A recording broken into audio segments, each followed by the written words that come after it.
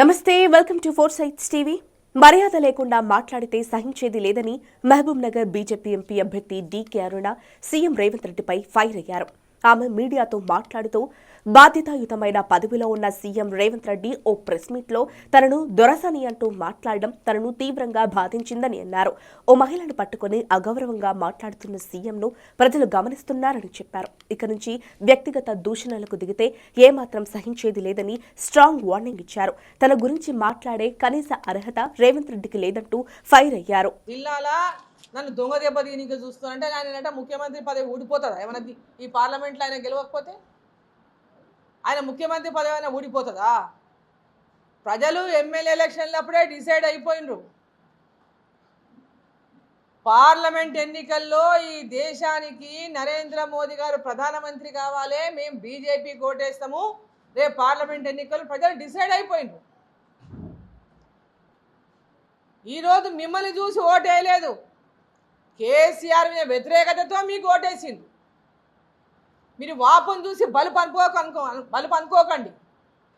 వాపును చూసి బలుపు అనుకుంటున్నారు మీరు కాంగ్రెస్లో ఉన్నటువంటి నాయకులు.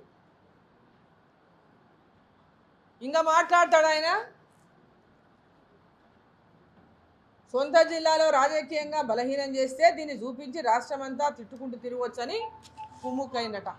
అయా టీఆర్ఎస్ పార్టీతో కుమ్ముక్కైంది మీరు కుమ్ముక్కయ్యే కదా, డ్రామా ఆడే కదా. ఎవరు తవ్వుకున్న గుంతలే వాళ్లే పడినట్టు బీఆర్ఎస్ వాళ్ళు గుంతలో పడినరు.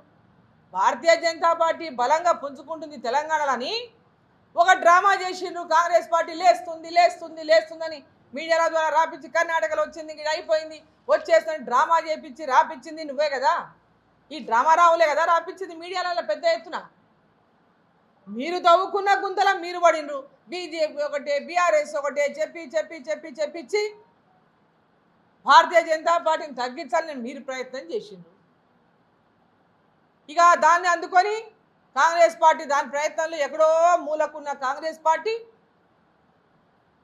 ఏనాడు కూడా ప్రతిపక్ష పార్టీ పాత్ర పోషించినటువంటి కాంగ్రెస్ పార్టీ రాష్ట్రంలో భారతీయ జనతా పార్టీ పెద్ద ఎత్తున ప్రజల పక్షాన నిలబడి పోరాటాలు చేస్తే ఆనాటి రాష్ట్ర ప్రభుత్వం పైన పెద్ద ఎత్తున వ్యతిరేకతను నిర్మాణం చేస్తే కేసీఆర్ అబద్ధాలు చెప్పి అధికారంలోకి వచ్చి మేము ఆయన కంటే మించి అబద్ధాలు చెప్పి అధికారంలోకి ఎట్లయినా రావాలని 6 గ్యారంటీలని చెప్పి మోసం చేసి అధికారంలోకి వచ్చి మీరు అన్నీ చేసినా కూడా బోటాబోటి ఓట్లతోనే మీరు బయటపడ్డారు, సీట్లతోనే బయటపడ్డారు. మరి ఈ అభద్రతా భావం మీకు ఎందుకు వెంటాడుతూ ఉన్నది? వీళ్ళకంతా కూడా ఒక అభద్రతా భావం వెంటాడుతూ ఉంది ముఖ్యమంత్రి గారికి కానీ కాంగ్రెస్ పార్టీకి కానీ. ఆ అభద్రతా భావంతోనే నోటికి వచ్చినట్లా మాట్లాడుతూ ఉన్నారు. రేవంత్ రెడ్డి గారిని నేను వాస్తవంగా రాజకీయంగానే పార్టీల పరంగా భారతీయ జనతా పార్టీ ఏం చేసిందో, కాంగ్రెస్ పార్టీ ఏం చేసిందో చెప్పుకుంటూ ప్రజల్ని మేము ఓట్లు అడుగుతూ ఉన్నాం. కానీ ఇక్కడ కాంగ్రెస్ పార్టీ వాళ్ళు పర్సనల్ అటాకింగ్ చేస్తూ ఉన్నారు డీకే అరుణ మీద. వాళ్ళకి చెప్పుకొని ఇంకా ఏం లేదు కాంగ్రెస్ పార్టీ మీద. పర్సనల్గా నా మీద మాట్లాడుతూ నన్ను అవమానపరిచే విధంగా, ఒక మహిళ అనేటటువంటి గౌరవం లేకుండా నోటికి వచ్చినట్లలా మాట్లాడుకుంటూ ఈరోజు దొరసాని అంట ఈయన రేవంత్ రెడ్డి గారు మాట్లాడతారు. ఏమని మాట్లాడతారు ఆయన? గద్వాలలో కాంగ్రెస్ కళ్ళు మూసుకొని గెలిచేటోళ్ళమే, దొరసాని వచ్చి ఓట్లన్నీ తీసుకుపోయి అల్లుని కేపించిందట. అయ్యా, ఫస్ట్ థింగ్, దొరసాని అన్నందుకు నువ్వు నాకు క్షమాపణ చెప్పాలి. దొరసాని అనే మాట వాడినందుకు నువ్వు నాకు ఈ రాష్ట్ర ముఖ్యమంత్రిగా క్షమాపణ చెప్పాలి. ఇంకా ఒక ప్రతిపక్ష నాయకుని నేను ఇంకా పోరాటం చేస్తున్నటువంటి భావిస్తుంటే, ఇంకా వ్యక్తిగతంగా నేను అటాక్ చేస్తా వ్యక్తుల మీద అంటే చూస్తూ ఊరుకొని అరుణమ్మ సిద్ధంగా లేదు మిస్టర్ రేవంత్ రెడ్డి అని నేను హెచ్చరిస్తా ఉన్నా. ఈరోజు మీరు ముఖ్యమంత్రి అయింది ఈ రాష్ట్రానికి, మర్చిపోవద్దు. తెలంగాణలో నువ్వు అసలు ఊహించుకోలే ముఖ్యమంత్రి అవుతామని. ముఖ్యమంత్రి అయినందుకు ఆ పదవిని నిలబెట్టుకొని గౌరవాన్ని పెంచుకో. పాలమూరు జిల్లా గౌరవాన్ని కాపాడు. ఇంతకుముందు కేసీఆర్ తిట్టినట్ట నువ్వు తిడితే నిన్ను కూడా కేసీఆర్ ఏడికి పంపించిండో ఆడికే పంపిస్తా. ఇంకా నేను ప్రతిపక్ష నాయకుల లెక్కనే మాట్లాడతా అంటే ఆ వ్యవహారాన్ని మార్చుకోమని చెప్పి నేను తెలియజేస్తా ఉన్నా. పాలమూరు జిల్లా నుంచి, ఈ పార్లమెంటు నుంచి, కొడంగల్ నుంచి నిన్ను 2 సార్లు టీడీపీలో గెలిపించిండ్రు. తర్వాత నువ్వు మల్కాజిగిరి పోయినావు, ఇక్కడ ఓడిపోయినావు కాంగ్రెస్ పార్టీలో. మల్కాజిగిరి పోయి పార్లమెంటు సభ్యునిగా అయినావు, పిసిసి అధ్యక్షునిగా అయినావు. ఈ జిల్లా పట్ల నువ్వు చేసినది ఏందో ఒకసారి చెప్పు. ఈ జిల్లాకు జెడ్పీటీసీగా గెలిచినావు, ఎమ్మెల్సీగా గెలిచినావు, ఎమ్మెల్యేగా గెలిచినావు. మరి ఈ జిల్లా లోపల ఈ జిల్లా ప్రజానీకానికి, రైతాంగానికి నువ్వు చేసిన పోరాటాలు ఏంది, నువ్వు సాధించిన సాధన ఏంది, నువ్వు ఏ ప్రజలతోనే మమేకమై తిరిగినవు, ఈ జిల్లాలో ఏ రైతులకు సేవ చేసినావు, ఏ రైతుల కోసం నువ్వు పోరాటాలు చేసినావు, ఏ ప్రజల సమస్యల మీద నువ్వు పోరాటాలు చేసినావు చెప్పు జరా. నువ్వు చేసినావా, నీ అభ్యర్థి చేసిండా, ఏం చేసిండు మీరు? అరుణమ్మని పేరు నోరెత్తే అర్హత కూడా మీకు ఎవరికి లేదు. డీకే అరుణమ్మ పేరు తీసే అర్హత కూడా మీకు లేదు. ఏం మాట్లాడుతున్నారు మీరు? దొరసాని, ఆసాని, ఈసాని, ఇది మర్యాదనా? మీ ఇంట్లో ఆడవాళ్ళని ఇటువంటి మాట అంటే నువ్వు సహిస్తావా? వ్యక్తిగతమైనటువంటి ఆరోపణలు చేస్తే, వ్యక్తిగతమైనటువంటి కనుక చిల్లర రాజకీయాలకు దిగితే మర్యాద ఉండదని చెప్పి నేను రేవంత్ రెడ్డి గారికి తెలియజేస్తా ఉన్నా మీడియా ద్వారా. నువ్వు గెలిస్తేనేమో నీ గొప్పదనం, ఓడిపోతానేమో ఇంకెవరో ఓడిచ్చిండ్రు. ఎన్నికలు అంటేనే ఒకరిని ఓడిస్తారయ్యా, ఒకరిని గెలిపిస్తారయ్యా.